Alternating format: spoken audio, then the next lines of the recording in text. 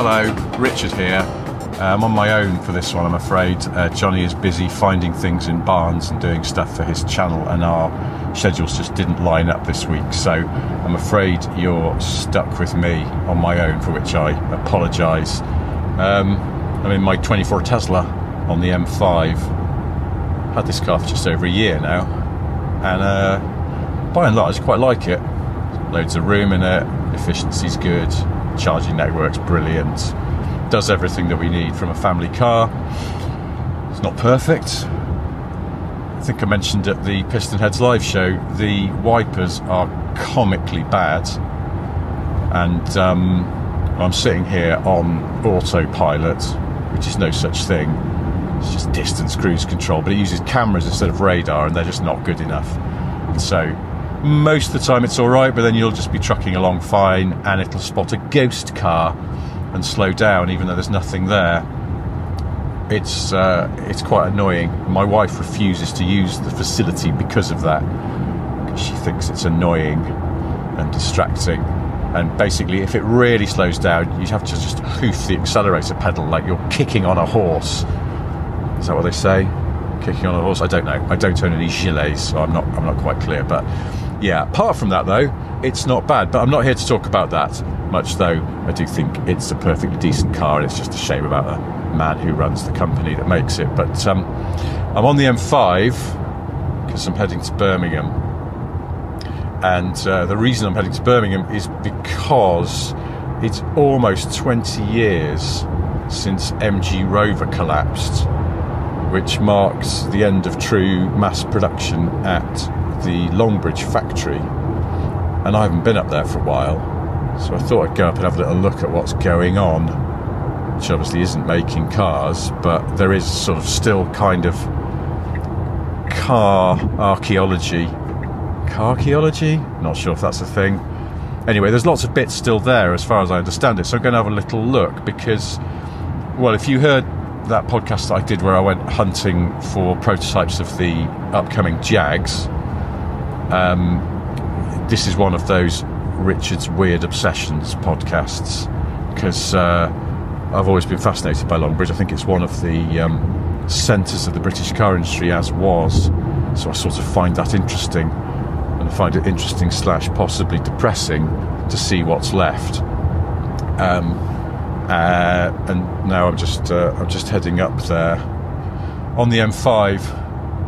Do you ever think motorways sort of have a personality? I think the M40 is sort of green and luxurious, and the M6 sometimes green, sometimes has a sort of flinty purpose to it. I mean, quite a lot of idiotic driving as well, but you know, it feels the same way, sort of functionally purposeful, thundering towards Manchester and then beyond.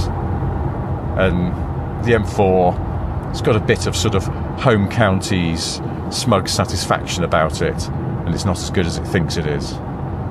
But the M5, or this bit between Bristol and Birmingham, doesn't have enough personality for my liking. Don't know why.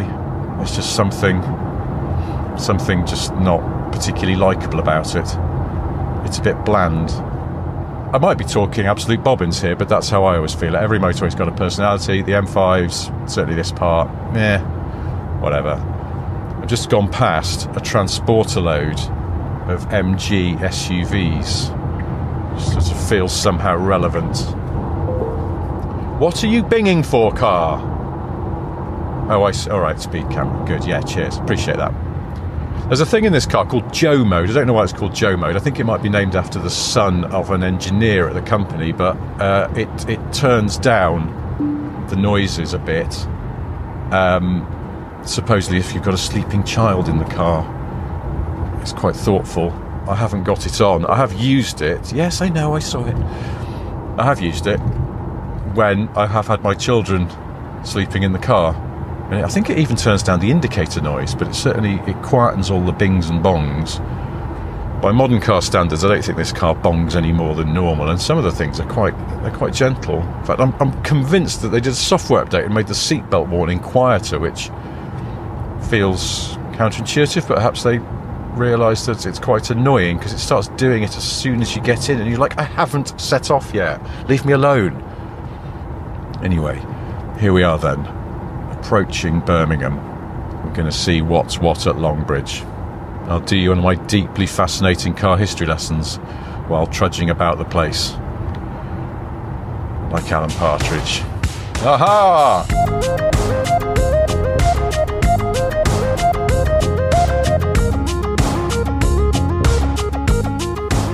Right then, I'm here in Longbridge.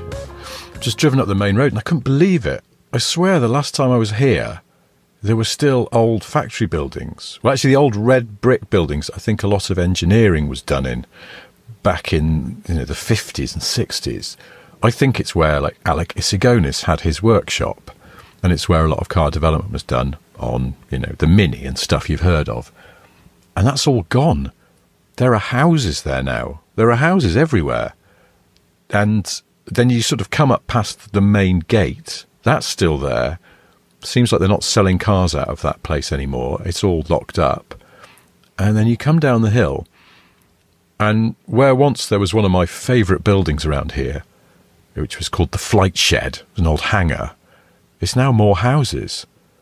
Now, I'm trying not to get too misty-eyed about this, but it is unbelievable. It's just all the old stuff's gone, and it looks completely different. And the Flight Shed is particularly fascinating to me because it's got a really good history. It was built in the 30s when I guess the government started going, there might be a war. So they started this shadow factory program. So there were lots of places that could build aeroplanes and stuff. And this was one of them. And they did build planes in there. And there was a runway up at the top. So to get the planes between the big hangar and the plateau at the top of the hill where the runway was, there was a huge lift up the back as well. It was really interesting. And then once the WOA was over, then it went back to being something where they would do car business. And I think they used to put together the complete knockdown kits for export in there, back when Britain used to do such things in the 50s.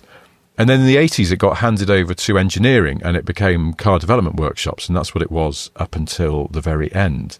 So obviously it had that sort of slightly exciting, secrety sort of feel to it.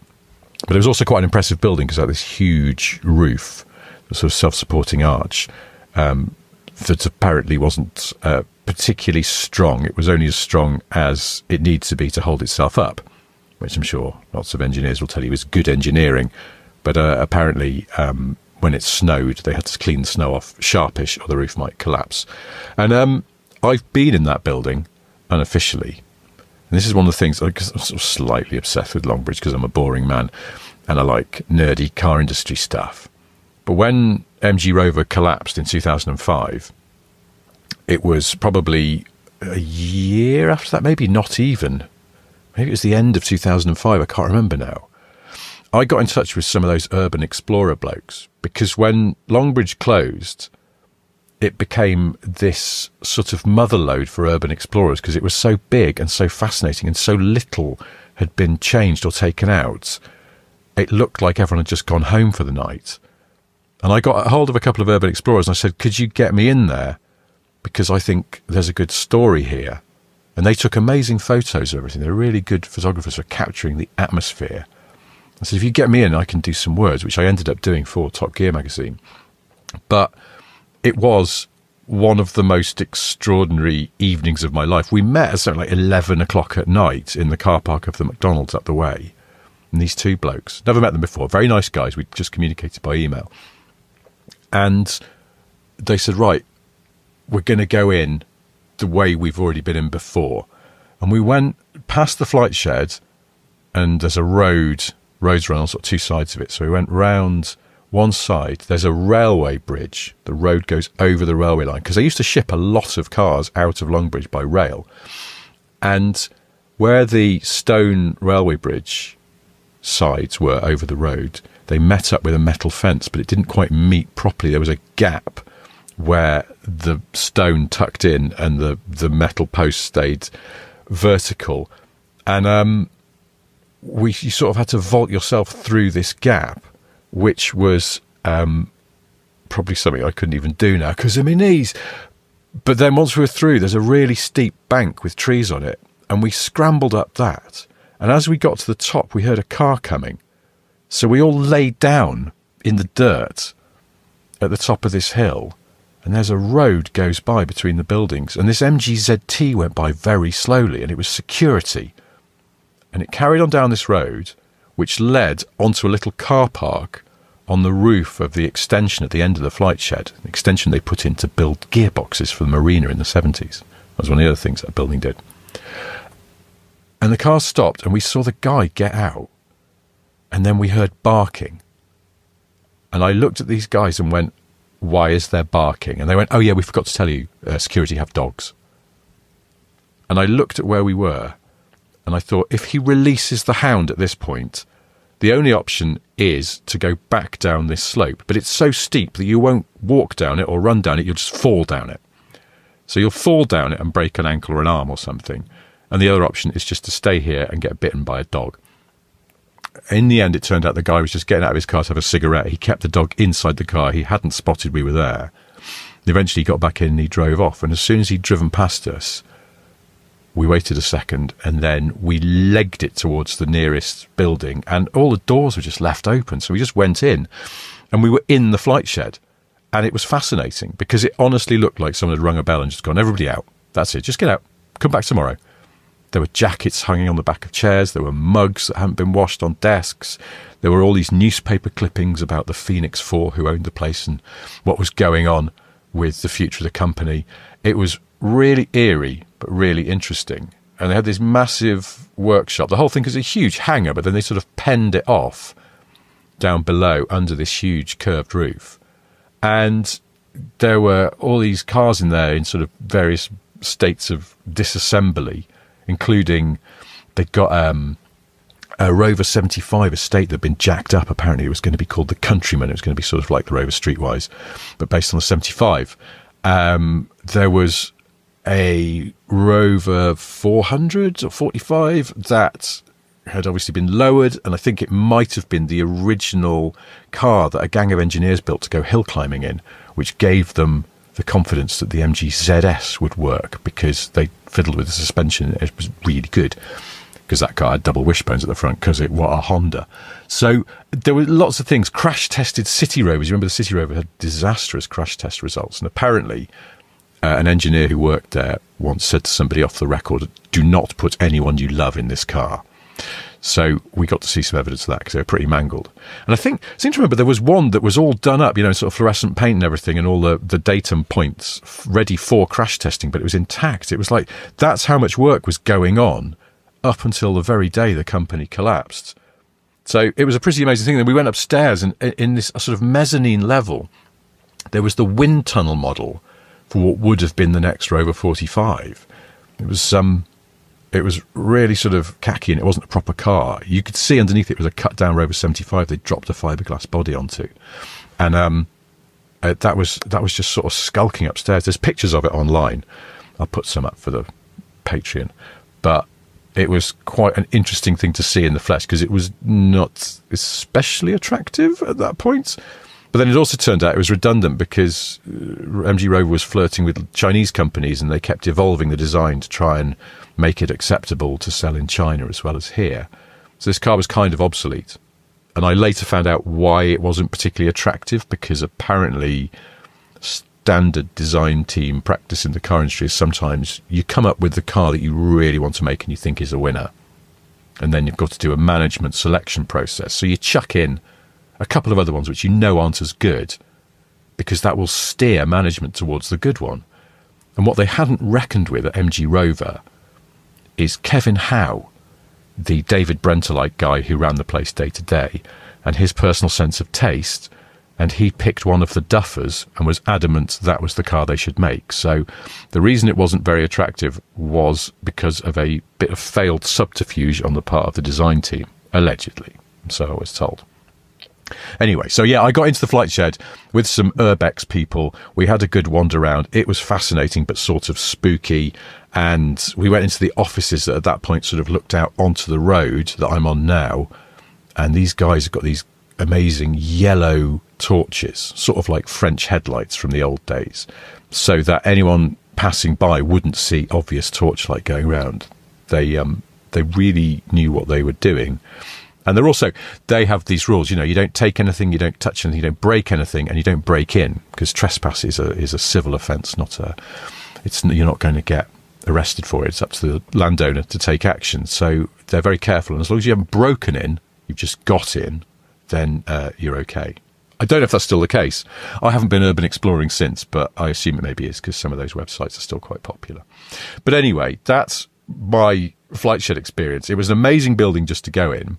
There was a caterum in there as well, which is interesting. I don't know if Rover were doing some like powertrain work on the K series in it. And there was a Rover 25, which had a load of paperwork around it, and it seemed like it had a hybrid drivetrain, like a prototype hybrid system in it.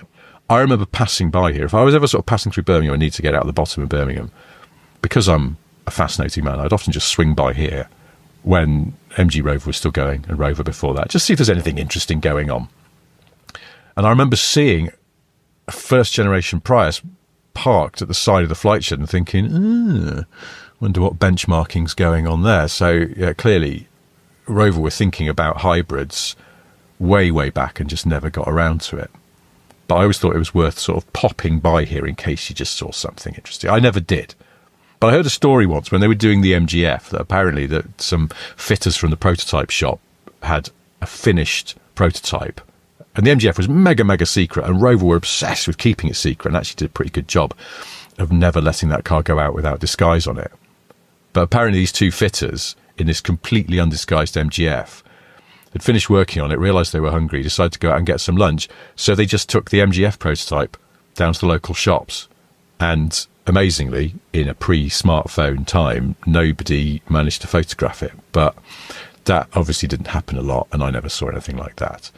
So it's a bit sad, in a way, that the flight shed's all gone, because a lot of things happened in there. That is the building where, I believe, during the development of the V8 engined MG ZT and Rover 75, they realised that they were getting a lot of axle tramp because of all the torque from that engine.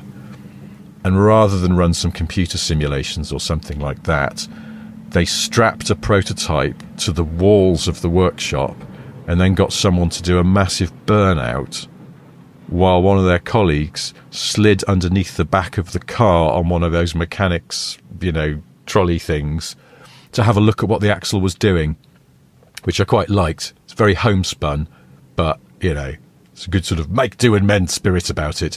And I think that's why that car ended up with a really weird third shock absorber on the centre of the axle, because it stopped it tramping when you put your foot down. So that's the sort of thing that went on in the flight shed. Good old-fashioned car engineering, and I kind of like that. So anyway, it's all gone. There's just a road into the houses that are now on the site called Flight Shed Way. It's not really the same, is it?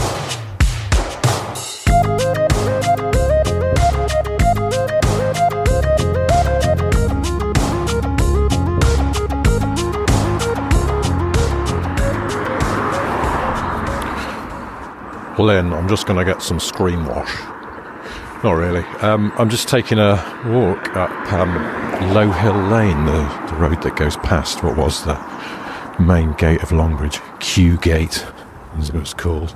They must have had a lot of gates and got down to Q. I think there was an S gate as well. I mean, there's loads of gates, but it was a big place. So I'm walking past. You realise what a big site the flight shed was, because there's loads of houses on it now. And then, if you come up here, the land rises up. This is where there was the lift to take planes up to the airfield at the top. And I think this is one of the access points, or used to be, where you could get into the tunnels. There's loads of tunnels under this site. Again, part of the war effort. They built these shadow factories into the hill here. And the whole site was riddled with tunnels. They used to make aeroplane engines and stuff down there. And then, in more recent times, some of them got filled in. Some of them were just used for other stuff. If there's a video on YouTube, I think, about the development or the launch of the Rover SD1.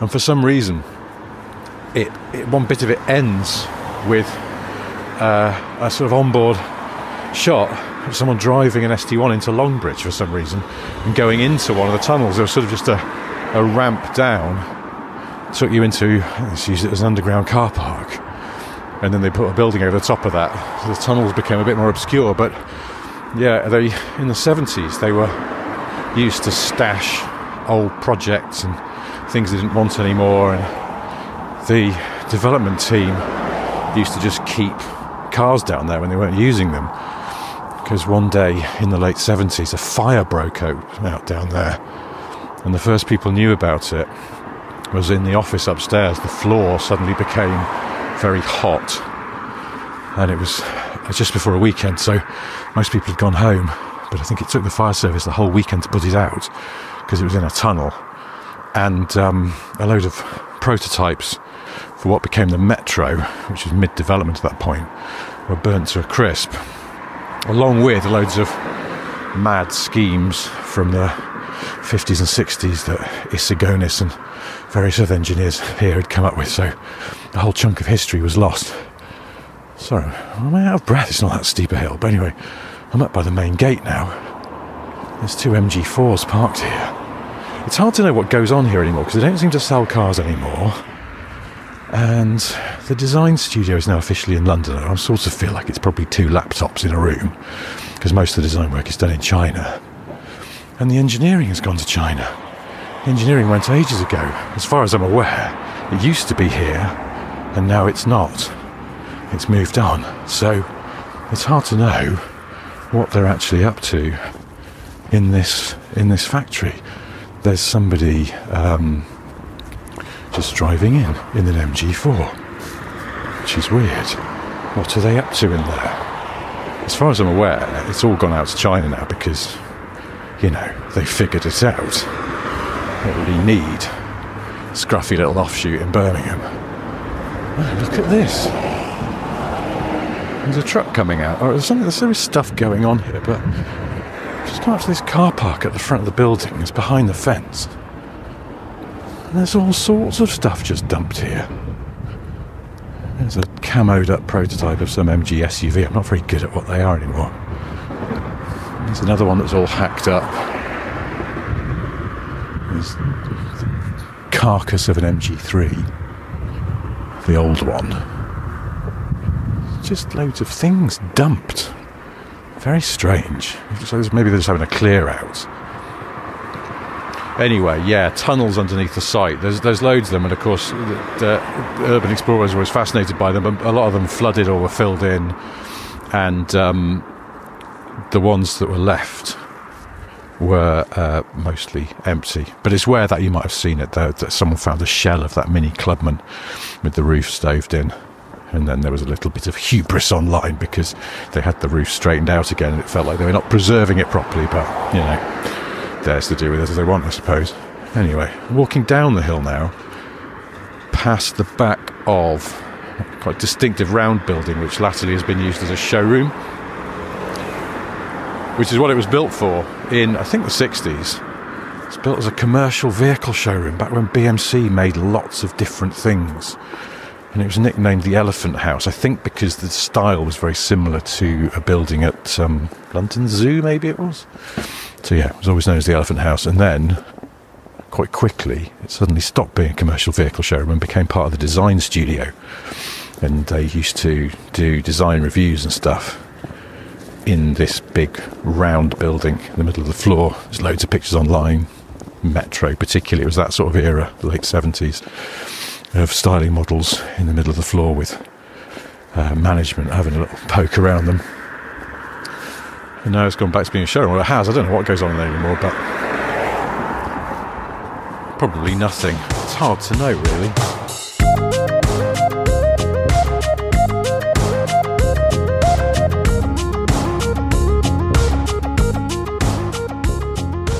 Made it down to the end of the road where it meets another road. On this corner there used to be this funny little gatehouse, and then you sort of had the old red brick buildings. It's all gone now. It's all houses. But I remember coming by here not long after the collapse of MG Rover, and there was just a single yellow Tata Indica just parked behind the fence, Looked like it had been slightly stripped. And that was the car that became the City Rover, of course. And it seemed somehow symbolic of where everything went wrong, or at least the desperation of the end of days of a company that was once massive and had been floundering about. We talked a while ago on the podcast, I think, about how the Titanic didn't immediately sink. You know, it hit the iceberg and then everyone went for a cocktail before they realised, in fact, the damage was already done and they were in trouble. I looked this up. It's about 2 hours and 40 minutes between hitting the iceberg and the boat sinking. And it was over an hour between the iceberg and someone radioing for help. I sort of feel like that about this place. The damage was done by the time they realised, well, by the time enough people realised. It's hard to figure out where did that start. I reckon one of the places probably was the Mini. Because you know that famous story about how Ford dismantled a Mini when it came out, and using their knowledge of what bits cost and their knowledge of how much car making costs in terms of paying staff and running a production line, and they concluded that BMC was losing money on every single car. That's the apocryphal story anyway. It's possible they also concluded that BMC didn't realise this, because Ford were forensic about accounting.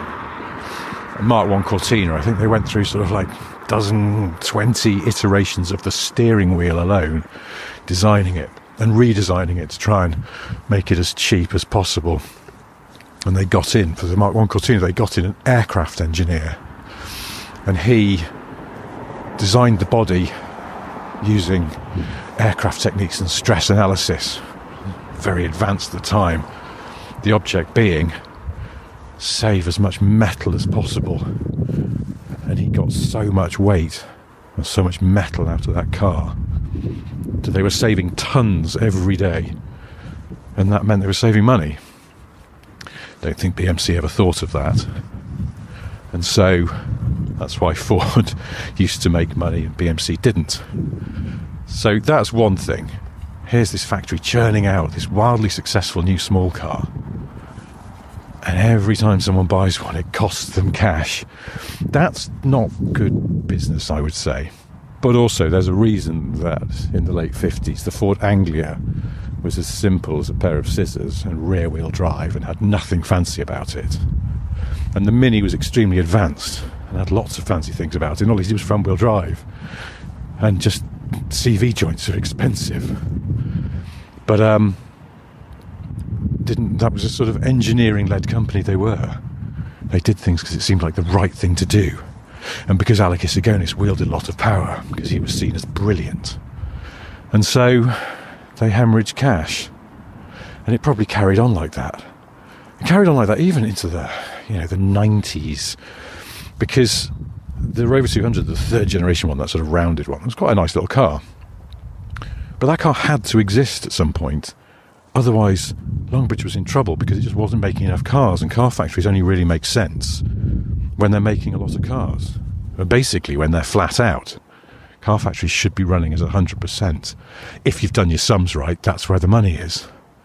And so when they realised that the Metro was in decline and Honda had decided to make its own cars in Swindon, so after the Concerto and the old 200, Honda went their separate ways, suddenly volume's down. The Mini by then is just a sort of curio, not a volume car in the way it was.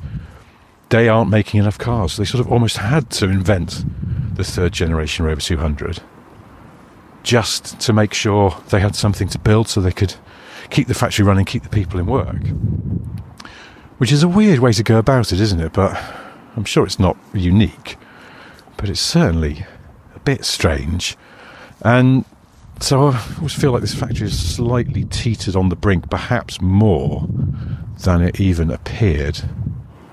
I'm coming to the park across the road, Cofton Park. Nice park, big park. And if you've ever seen those pictures or footage from the 70s of everybody out on strike and Derek Robinson, Red Robbo, standing on an orange box, rabble-rousing. People have got placards and stuff. This is where a lot of that happened. It's got its own place in history, this park, I suppose. And then, talking about teetering on the brink, they sacked Derek Robinson. And the staff were voting about whether to go out on strike again. And Michael Edwards, the man brought in to try and sort everything out, was due to give a speech, I think to the Birmingham, Chamber of Commerce or something like that. And the vote was happening that day. And he had 2 speeches in his jacket pocket. One announced that the strike was off and British Leyland had a bright new future. The other saying the strike was on and he was going to have to close down the company. And just before he went on stage, he got word that the workers had voted against the strike and he could start to enact his plan to get the place back on an even keel as best he could. But there's always a danger that you just go, well, of course, the problem with Longbridge was they were always on strike. And that definitely was a problem. But I don't think it was the only problem. I think management played a terrible part in it as well. Right back to not doing the maths properly on how the Mini was going to make money or not. And more recently, they did it again with that roundy Rover 200. They got greedy. They went, oh, that'll be, that could be a rival to a Golf. It's like, well, it's a bit small. It would have made a cracking rival to a Polo. And I always thought what they should have done is got some cost out of the Metro as best they could, dropped the price, rebrand it as the Rover 50. It would have been perfect against the Ka and the Lupo and all of that sort of size of car, sub-B cars if you're a nerd. And then the 200 would have given the 206 and the Polo and all of those other cars, and the Fiesta at the time, and was really getting ancient, would have given them a good drubbing. It was a nice little car. And it felt very grown up, which is what happened to all those Super Minis as the 90s turned into the 2000s. So it would have been really quite on its game. But instead they got greedy, they made it too expensive. And it's like, come on, this is basic economics. If you put the price up, demand goes down. So even in recent history, they were cocking it up. So, there's no one group of people to blame for the fact that what I'm looking at here is the remnants of what was once Europe's biggest car factory and one of the world's biggest car factories. It's mostly just houses now.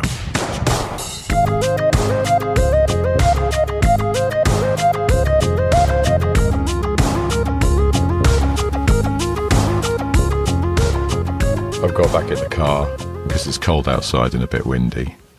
But I was just looking across at where one of the main car assembly buildings used to be, Cab 2. There were 2 big assembly halls, and that was the second one. And it looks like it's almost completely gone, but they've sort of just left one end bit for some reason. And it's a bit odd in a way, because it's like, well, MG Rover went bust 20 years ago, so it's been a real slow death on this one. And there's still bits of factory there. But, I suppose it didn't end with MG Rover, because then SAIC came in, and I saw some plans, when they were remaking the MG TF there. And I saw some plans for how they were reconfiguring the production line. And they'd even sort of built in, kind of protected themselves for the future if they were going to do that TF coupe that was a concept not long before MG Rover went under. So it looked like they were taking it seriously and they really wanted to build cars there. But I don't know, those TFs, I suppose they were sort of assembled there. But then the MG6s and MG3s came in, and I think they just sort of like glued the badges on or something. I don't think they were really made in Longbridge. It was barely even final assembly. It was just sort of, here's some cars from China, just, take the covers off the seats and get them out to the dealerships. I could be wrong, I don't know, because they were always a bit cagey about it, but the caginess led me to believe that they weren't really assembled there, and the whole place was being sort of slowly shut down.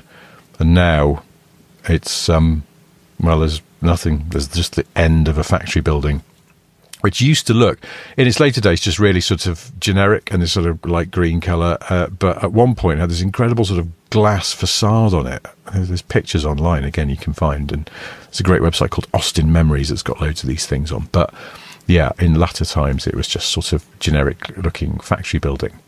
I actually, when I did my Urban Explorer thing, we got in there, and it was, like everywhere else, just spooky as anything, because again, it just looked like the line had just stopped for the day.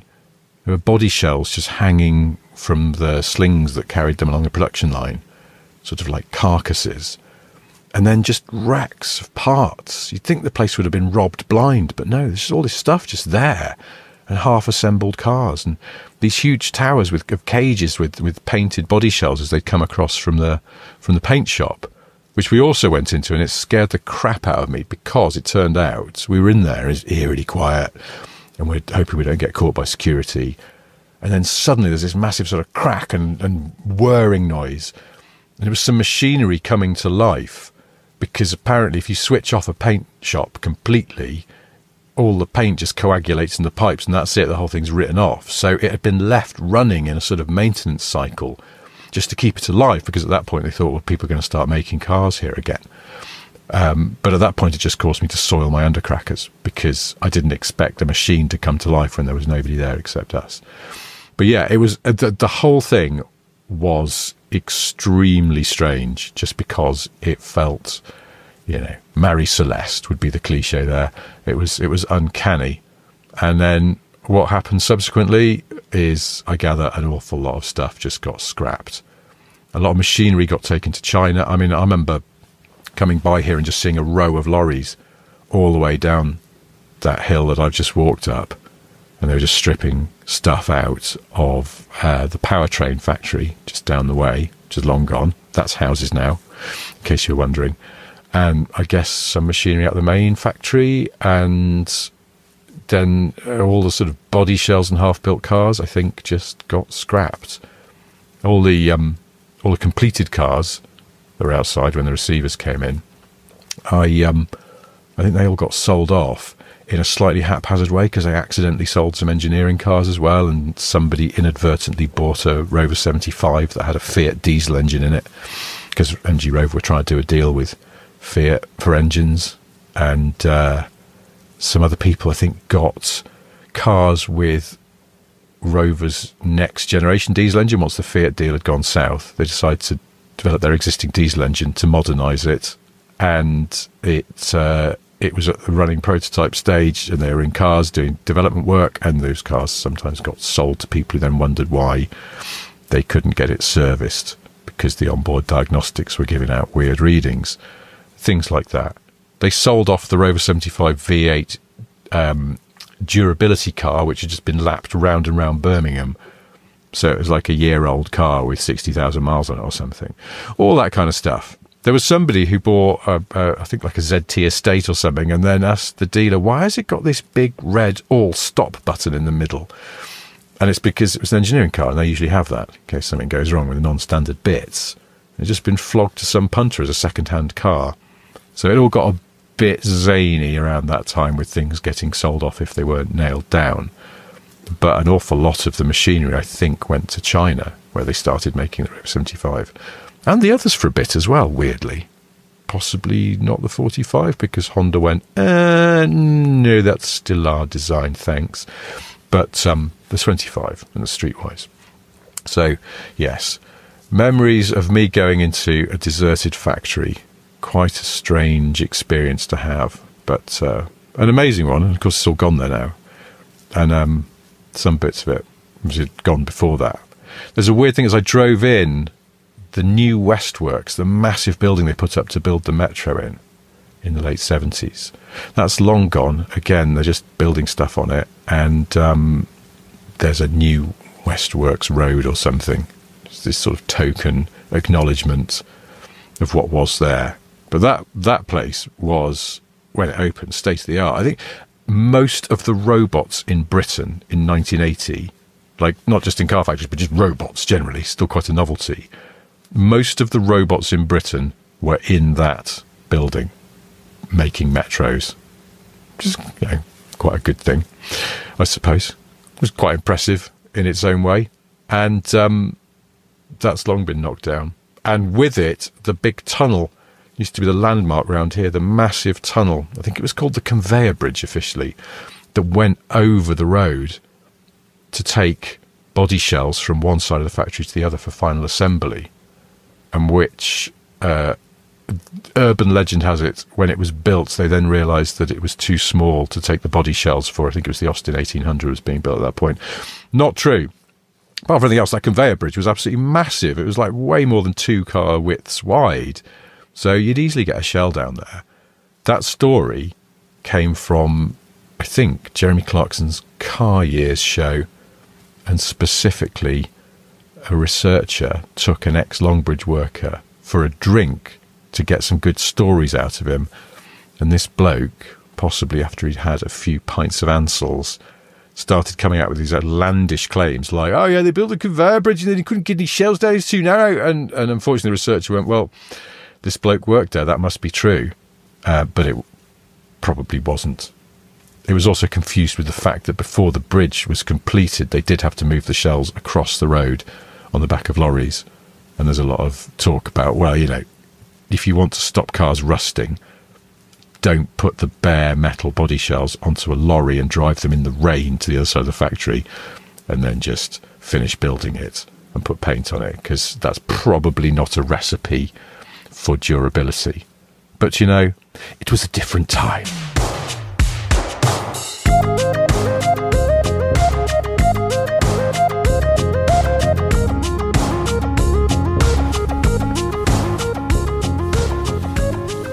Going for a little drive just to see what else is around here.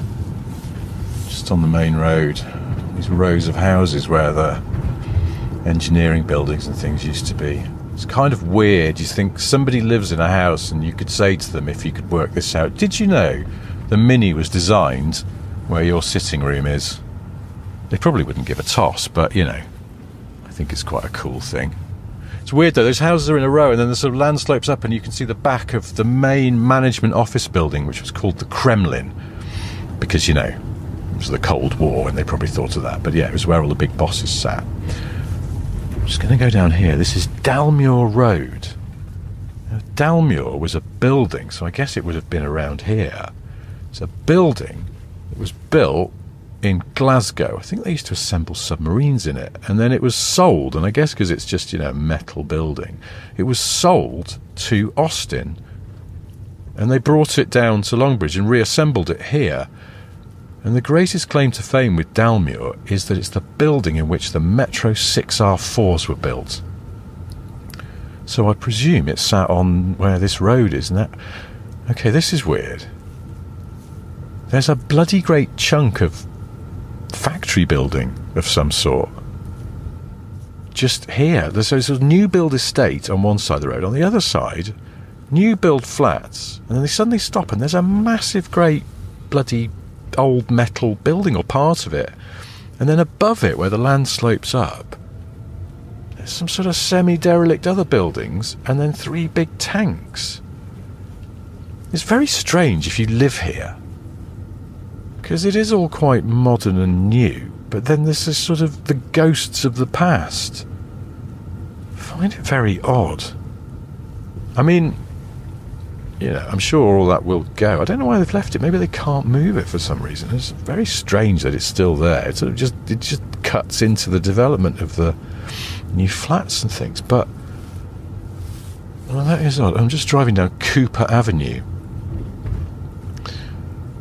Okay, well, now, see, I don't know how I feel about this. I'm going to pull in. It's like, on the one hand, you think it would be remiss of them perhaps to just airbrush away the past, because this was such a huge industrial centre in Birmingham. But on the other hand, it feels so token and so sort of strange and haunting to have all these roads just sort of tokenistically named after things that happened here or things that are relevant. So I don't know. But you look around, I don't know. It's not really for me to say because I don't live around here. So in a way, it's none of my business. And you look around and you look at the retail park. I've just stopped, and to my right now is this big retail park, and it's got an M&S and a Sainsbury's. Big Sainsbury's, I think. And I could see a Greggs. There's all sorts of stuff here. And you go, well, that's kind of useful. And it feels fresh and modern and clean. And if you live around here, you probably appreciate that. Because previously it was, you know, industrial and a bit scruffy. But then on the other hand, I don't think a big Sainsbury's or an M&S or a Nando's or anything like that employs half as many people as a big car factory did. But then, you know, we don't really build cars like that anymore, do we? It's a struggle here. You have to admit times have changed. So in a way it's almost sad that it's not all gone. These little elements that remind you of what was once here. Find that a little bit sad. Anyway, I promised I wouldn't get too misty-eyed because that's not the point. You've got to move on, you've got to modernise. Let's be honest. It's the Titanic moment. If the iceberg hadn't been struck, probably 70 years ago, truth, and then repeatedly struck again every decade up until 2005, then who knows what would be here. But it probably wouldn't be one of Europe's biggest car factories, even with a fair wind, because, you know, things change, don't they? Unless they'd found a way to really drive Rover up market. And even then, it wouldn't be a big factory. You wouldn't need such a big factory if you went higher price, lower volume. So who knows? There was a brief point in the late 80s or early 90s when the second generation Rover 200 genuinely seemed to hit the spot. And there were other bits and pieces. The MGF was on its way, and that felt quite exciting. And it was just like, I think Rover Group's cracked it. But then you realise that they hadn't. And perhaps an iceberg had already been hit in terms of how they were planning to replace that very successful car. Anyway, here we are now on a housing estate that, I don't know what used to be here. Stuff. Making stuff. But people need places to live. We've got a housing shortage, so, you know, people live here. And on that really cheery note, I'll wrap this up. Sorry, again, it's just me and my strange little nerdy obsessions about the British car industry. Back to normal service next week. In the meantime, we're doing more live shows. I should mention that. So we are in Eastbourne on the 6th of February. And we're in Manchester in March. So if you want tickets for either of those, then go to smithandsniff.com and follow the live shows tab. While you're there, you can also buy some merchandise, which we would love it if you did. It helps us to feel special. Back again on Friday for an Ottersot, answering your questions with Johnny, and then normal service hopefully resume the following Monday. Until then, thank you for tolerating this. Goodbye.